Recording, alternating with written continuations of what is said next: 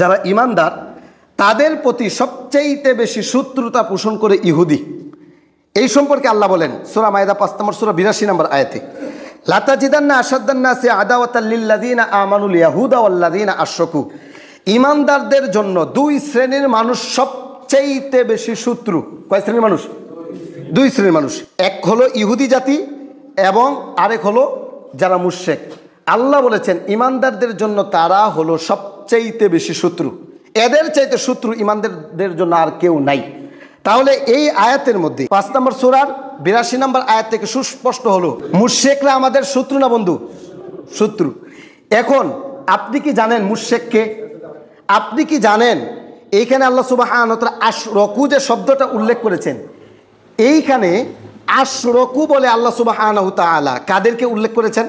যারা আল্লাহর সাথে শরীক করে।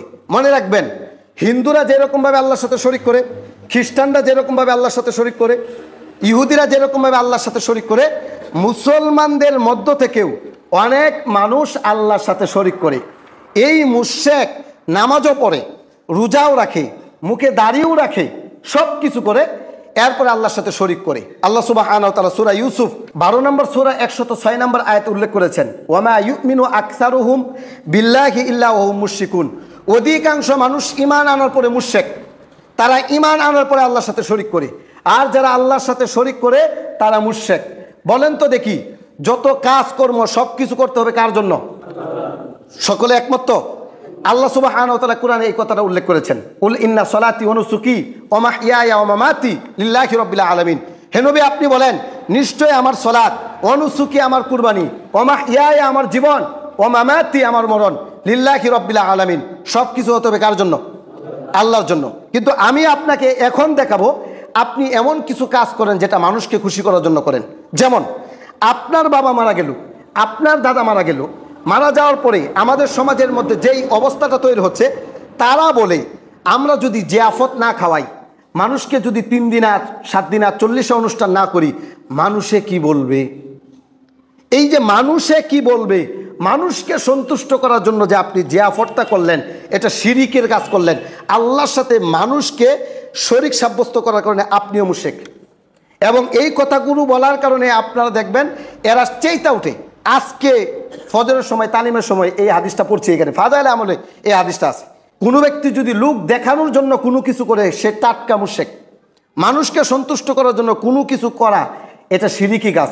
করতে হবে কার সন্তুষ্টির জন্য?